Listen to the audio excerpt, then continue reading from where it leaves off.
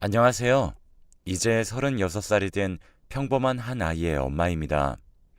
바쁜 일상에 몸은 너무 피곤하다가도 자려고 누우면 마음이 무거워져서 도통 잠을 청하지 못한 지 1년이 다 되어 가네요. 불면증 약을 처방받아 먹곤 있지만 마음의 짐을 털어버리지 않는 이상 도무지 나을 것 같지 않습니다. 1년이면 시간이 많이 지난 것 같지만 저는 아직도 죄책감에 시달리며 살아가고 있네요. 남편과 결혼을 한 지 10년이 훌쩍 넘었지만 그 기간 동안 제대로 시부모님을 찾아뵌 건 10손가락 안에 꼽는 것 같습니다. 시부모님과는 처음부터 삐그덕거렸습니다. 인사를 드리기 위해 처음 찾아뵙던 날은 아직도 선명해요. 그래, 너희들이 뭘 가진 게 있다고 결혼을 하는 거야. 설마 집에 도움을 바라고 손 벌리려는 생각이면 접어둬라. 지금 하는 그 사랑이 그렇게 대단한 것 같아? 지금 네 아버지랑 나 봐라. 서로 각방 쓰면서 하루에 말은 얼마나 섰겠어. 그렇게 말씀하시며 비슷한 명품 하나 걸치지 않은 저를 한심하다는 듯이 위아래로 훑어보시던 그 눈빛이 아직도 선명하게 기억납니다. 저를 마음에 들어 하시지 않으시던 어머니의 따가운 말과 저 같은 건 안중에도 없다는 듯이 신문을 펼쳐보시던 시아버님, 그리고 저를 보고서 남편을 방에 데리고 들어가던 아주버님은 정말로 결혼을 다시 생각해보게 했습니다.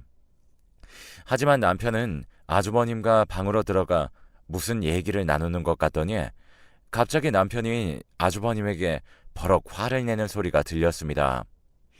어머니는 어디서 형에게 대드냐며 남편을 나무랐지만 남편도 그동안 서러운 것들이 많았는지 어머님에게 서운한 것들을 털어놓았습니다. 어머니, 제가 왜 가진 게 없겠어요? 저는 고등학교 때부터 대학교는 못 보낸다며 갈 거면 제 돈으로 가라고 압박하신 덕에 고졸로 작은 회사 취직해서 지금까지 아둥바둥 살아왔어요. 왜 제가 형 대학 등록금을 위해서 희생해야 했는데요? 이제 제가 알아서 살 겁니다. 신경 쓰지 마세요. 누가 뭐라고 했니? 억울하면 너도 공부 잘해서 법대 가지 그랬어. 네가 모자라서 그런 걸 왜 우리 탓을 하고 그래? 어머니, 진짜로 그러셨어요? 내가 그럴 리가 있니? 자기가 모자라서 그런 거지. 화가 나서 제 손을 붙잡고 나가려는데 저희 등 뒤에다 대고 굳이 말을 덧붙이더라고요. 남편은 굳은 다짐을 한 듯 저를 데리고 나와 사과했습니다. 그런 취급을 받게 해서 미안하다며 자기는 오늘마저도 이렇게까지 나올 줄은 몰랐다고 했습니다. 미안함이 가득한 그 표정을 보는데 그동안 얼마나 많은 상처를 받고 자랐을까 안쓰러웠습니다. 남편이 그러고 나온 후에도 가족들에게서는 전화가 한 통도 오지 않았고 상견례도 필요 없으니 결혼식 날짜와 시간, 장소만 문자로 찍어 보내라는 시어머니의 문자만 왔을 뿐이었습니다. 남편은 그런 가족들에게 많은 실망을 한 것 같아 보였어요. 그 이후로는 결심을 한 듯 정말로 가족들과 아무런 연락도 하지 않고 저희 부모님과 자주 만나며 저희들 나름대로 결혼식을 준비했습니다. 저희 부모님은 남편이 참 바르게 자라서 인성이 좋아 보인다며 남편을 굉장히 마음에 들어 하셨고 기어코 청첩장까지 나왔습니다. 청첩장이 나오자 저희는 고민에 빠졌습니다.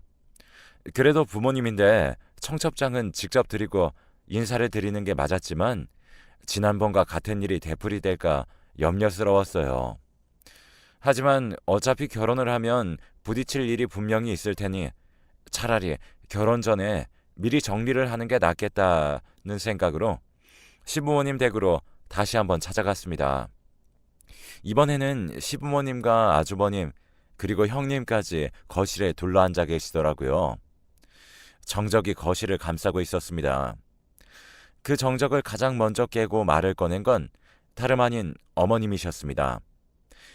그래, 네가 우리 집을 위해서 많은 노력을 했다는 건 인정하마.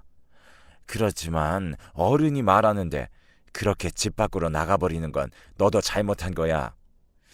저번 일로 우리는 너희한테 너무 많이 실망했고 너희들이 결혼식을 올리는 비용 정도는 보태주겠지만 그 외에 어떤 금전적인 도움도 바라지 말거라. 그리고 이런 일들도 너희 형이랑 형수를 자꾸 부르는 일도 없도록 해라. 둘 다 판사라서 일도 바쁜데 고작 이런 일 때문에 시간 버리며 쓰겠니? 결혼 후에도 따로 찾아오고 할 필요 없다. 그냥 너희들끼리 알아서 살거라. 아주버님이 결혼하실 때까지도 남편이 준 돈으로 결혼식 비용까지 모두 해결하셨다는 걸 들은 저는 표정 관리가 도저히 안 되더라고요. 그런데 그런 저희는 신경도 쓰지 않으시는지 할 말이 다 끝나자 아주버님과 형님은 방으로 들어가 버리고 아버님은 TV를 켜서 뉴스를 보기 시작하셨습니다. 어머님도 외출을 해야 한다며 준비하셨고요. 저희는 제대로 된 말 한마디조차 하지 못해 답답해하고 있는데 어머님은 저희가 거슬린다며 얼른 집으로 돌아가라며 저희를 내보내셨어요.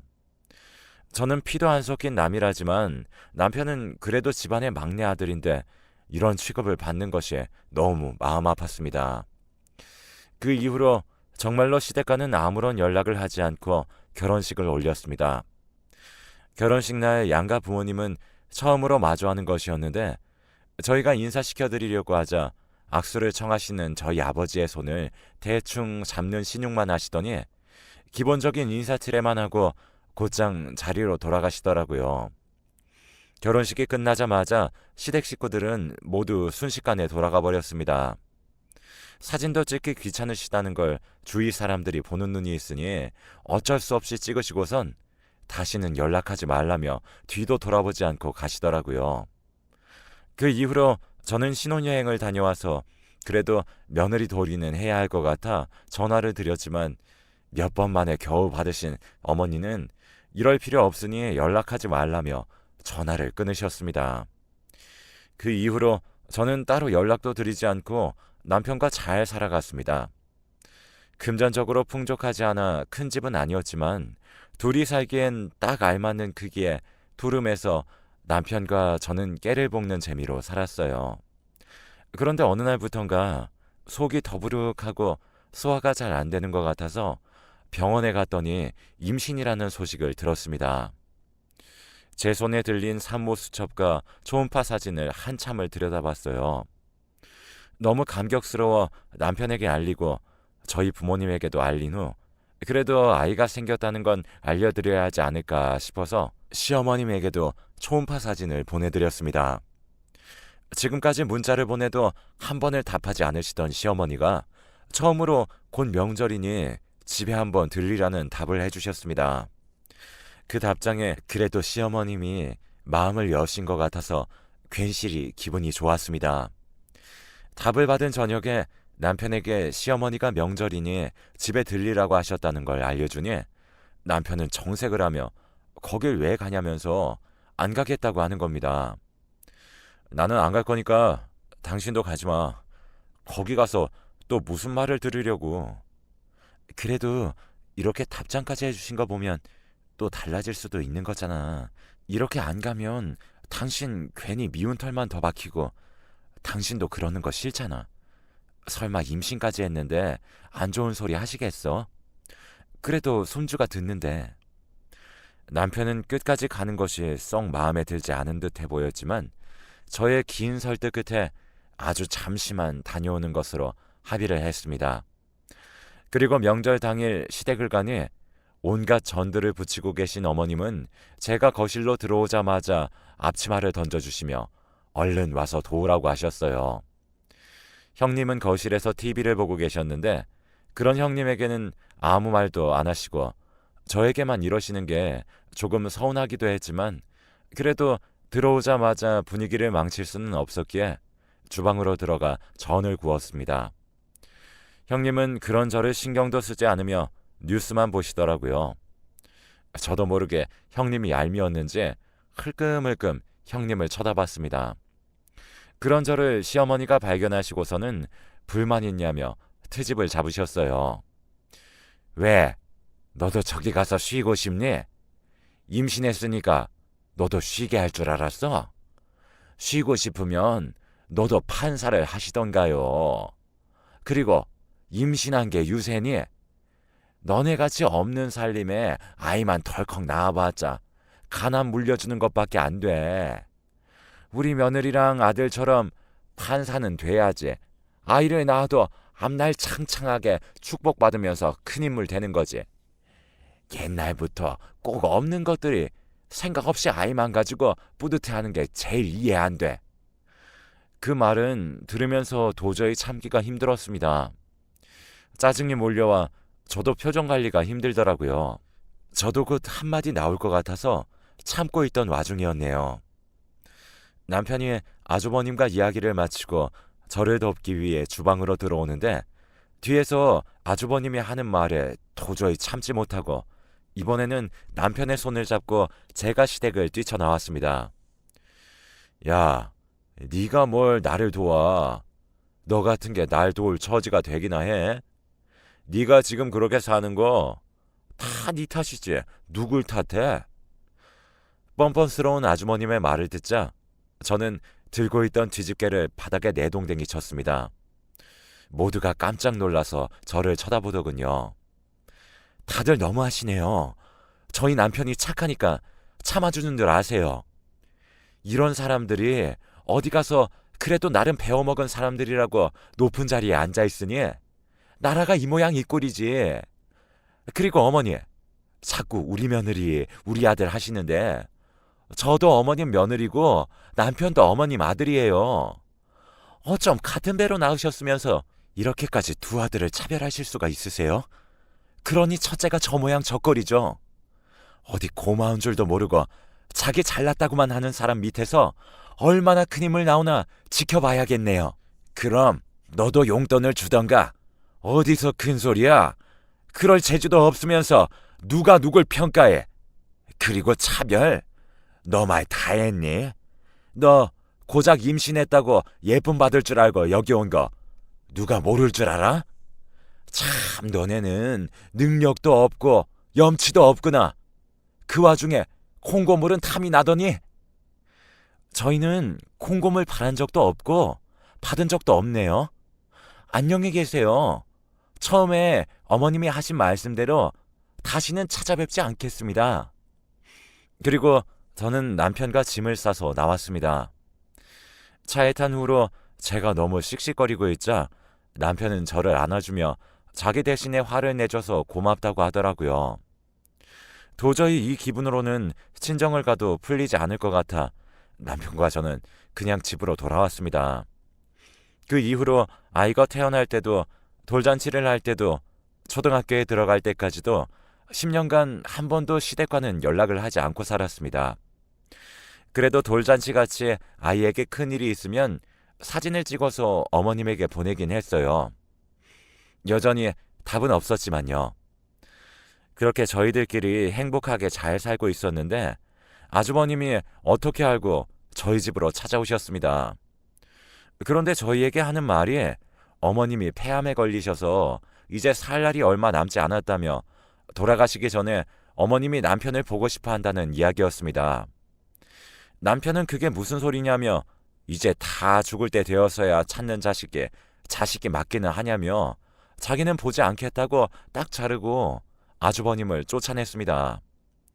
남편은 딱 잘라 말하기를 했지만 고민을 하는 듯 했습니다.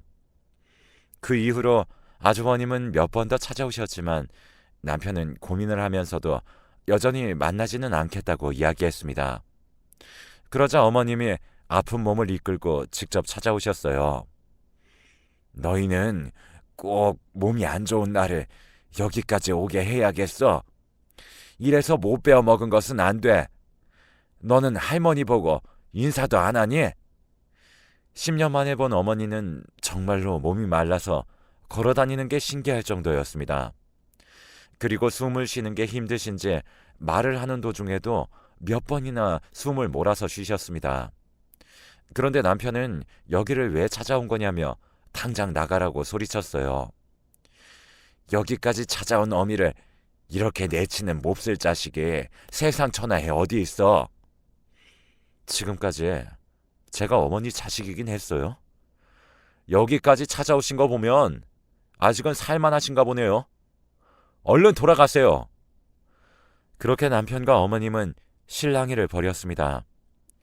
10년 동안 어머님은 시댁에서 무슨 일이라도 당하신 건지 자기 말을 들어봐 달라고 하셨고 남편은 듣지 않겠다고 했습니다. 하지만 결국엔 남편이 두 손 두 발 들고 할 말이 있으시면 하라고 하시자마자 저희 소파에 털썩 주저앉으시더니 숨을 몰아쉬면서 그간의 상황을 설명하셨어요. 시아버님의 사업을 동업자가 돈을 들고 도망가 버리는 바람에 그 돈을 아버님 돈으로 메꿔야 했고 그러다 돈이 부족해지자 어머님의 재산을 노리고 있는 것 같다면서 거기에 지금 아주버님도 아버님 편에 서서 은근히 어머님의 재산을 탐하고 있다고 하더라고요. 10년 전 집에서 무시의 대상이었던 남편이 사라지자 그 화살이 어머님에게 모두 돌아갔다고 합니다. 음식을 해서 조금이라도 싱겁거나 짜면 바로 모두가 어머님을 한심하게 보는 것이 느껴졌다고 해요. 그렇게 10년 동안 그 집에서 괄시받고 살았는데 이렇게 자기가 죽으면 그 사람들이 자기 재산을 가져가는 것은 싫다고 하셨습니다.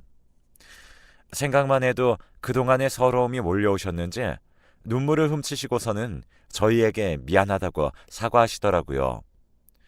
자기가 하는 게 처음에는 차별인지 몰랐고 나중에는 그게 당연하게 되어버려서 돌이킬 수가 없었다며 이런 변명밖에 못해서 미안하다고 하셨습니다. 감정이 격해지셨는지 눈물을 너무 많이 흘리시며 숨을 헐떡이셨어요. 지금까지 집에 많은 도움을 준 걸 무시해서 미안하다며 고마웠다고 말씀하시는 순간 뒤로 넘어가시면서 의식을 잃으셨습니다. 저희는 너무 놀라 응급차를 부르고 병원으로 향했지만 결국 어머님은 병원에 도착하기도 전에 숨을 거두고 마셨습니다. 이미 몸이 너무 많이 약해진 상태라 아주 약간의 스트레스로도 혈압이 오르는 것을 버티지 못하고 그대로 뇌출혈이 생기신 거라고 하더라고요. 심지어 암으로 몸이 안 좋으셨으니 빠르게 처치를 했지만 어머님을 살리는 건 힘든 일이었다고 의사가 말해주더라고요. 뒤늦은 어머님의 이야기를 듣고 생각할 겨를도 없이 떠나버려 남편과 저는 착잡한 마음으로 장례를 치렀습니다. 그래도 자식된 도리는 해야 하지 않겠어요. 그런데 남편이 장례식장으로 들어가니 아버님과 아주버님은 호통을 치며 남편에게 여기가 어디라고 발을 들이냐며 쫓아내려 했습니다. 남편은 마지막으로 어머니가 찾아오셨을 때 충분히 이야기를 많이 나눴고 어머니 마지막 가시는 길은 자식된 도리를 해드리고 싶다고 했습니다. 그러자 아버님은 잘 걸렸다는 듯한 눈빛이 번쩍였습니다. 마지막으로 너를 찾아갔었다고? 그럼 너네 집에서 너희 엄마가 저렇게 죽어 나왔다는 말이야? 그럼 네가 일부러 너네 엄마 재산을 노리고 몸도 약한 노인네 스트레스 줘서 죽게 한 거로구나. 짐승도 제 어미는 알아본다는데 너는 재산에 미쳐서 자기 엄마를 죽이고 아주 몹쓸 짓을 한 거야. 그런데도 어딜 뻔뻔하게 여기에 얼굴을 들이밀어? 아버님은 작정하고 제 남편이 일부러 어머님을 죽음으로 몰고 갔다는 듯이 큰 소리로 말했습니다. 주위 사람들은 그 이야기를 듣고서는 제 남편을 손가락질하며 수근거리기 바빴고 남편은 절대 아니라고 말했지만 남편의 말을 믿어주는 사람은 아무도 없었습니다. 남편은 억울했지만 결국에는 사람들의 눈치에 뒤돌아 나와야 했습니다. 그렇게 남편과 저는 집으로 돌아와 어머니의 장례식이 끝나는 날까지도 아무것도 못하고 그저 손 놓고만 있었습니다. 그런데 남편의 번호를 어떻게 알았는지 남편의 이모님, 즉 어머님의 동생분에게서 장례가 끝나던 날 전화가 걸려왔습니다. 전화를 받으니 이모님은 저희 어머님이 돌아가시기 전에 쓴 유언장이 있을 거라며 아버님과 아주버님이 집으로 가기 전에 얼른 가서 확인해보라며 재촉하셨습니다. 자기도 언니가 죽은 슬픔에 잊어버리고 있다가 이제서야 생각이 나서 말해준다면서요. 아버님이 보시면 그 유언장을 숨겨버릴 거라며 걱정하시더라고요. 그 말에 남편과 저는 곧장 어머니 댁으로 달려갔습니다. 집에 들어가니 집은 엉망진창이었어요. 그 와중에 어머님은 돌아가실 것을 예감하신 건지 어머님이 사용하시던 화장대만은 깔끔하게 정리되어 있고 그 위에는 유언장이 놓여 있었습니다. 그 유언장에는 통장의 위치와 비밀번호, 그리고 그 통장에 들어있는 모든 재산을 저희 남편에게 물려주겠다는 내용이 적혀 있었습니다. 그런데 갑자기 집에 초인종이 울렸습니다. 문을 두드리며 남편의 이름을 부르는 소리에 저희는 놀라서 문을 열었습니다. 문을 여니 경찰들이 저희 남편의 손에 수갑을 채우더라고요. 놀라서 제가 말리면서 무슨 일이냐고 물으니 아버님이 저희 남편을 재산을 노리고 일부러 어머님을 죽인 거라며 신고를 했다는 겁니다. 저는 그게 무슨 말도 안 되는 소리냐며 유언장을 내밀었지만 이게 조작된 건지 어떤지 지금은 모르니 남편이 범인이 아니라는 증거가 될 수 없다면서 남편을 무작정 잡아가 버렸습니다. 저는 순식간에 벌어진 일에 어쩔 줄 몰라 했지만 남편이 억울하게 누명을 쓰게 할 수는 없었습니다. 아버님과는 법정 공방까지 벌였고 그 과정에서 어마어마한 변호 비용이 들었어요. 아무래도 아주버님이 판사다 보니 아는 검사며 변호사며 알고 있으니 저는 지지 않기 위해서는 더 능력 있는 변호사를 구해 남편을 빼내야 했습니다. 여러 번의 재판을 거치며 시아버님의 증언은 매번 달라졌었고 저와 남편의 증언은 일관성이 있었어요. 그리고 결정적으로 어머님이 유언장을 그저 혼자 쓰시지 않으셨더라고요. 저희에게 전화를 해주신 이모님이 유언장을 쓰실 때 증인으로 있으셔서 이모님이 그 사실을 알려주신 덕에 변호사를 통해 쓴 유언장이라는 사실을 알아내서 공증을 보여주어 유언장을 위조하지 않았다는 사실을 밝혔습니다. 오히려 아버님은 위증죄와 무고죄로 되려 역풍을 맞으셨죠. 아주버님네는 이번 일을 계기로 형님이 아주버님의 행동에 많은 충격을 받으셔서 이혼을 하게 되었다는 소식을 들었습니다. 형님의 집안은 꽤 잘 사는 판검사 집안이었는데 품위가 떨어지는 사위가 부끄러우셨는지 형님에게 이혼하라고 압박을 했다고 하더라고요. 그 이후로 아주버님은 지방의 작은 법원으로 내려가셨다고 하네요. 결국에는 온 집안이 콩가루가 되어버렸고 어머님의 재산은 고스란히 저희에게 돌아왔습니다. 하지만 1년이 지난 지금도 그 돈은 한 푼도 건드리지 못하고 어떻게 해야 할지 고민하고 있습니다. 처음 만져보는 큰 돈이지만 그만큼 마음이 너무 무겁네요.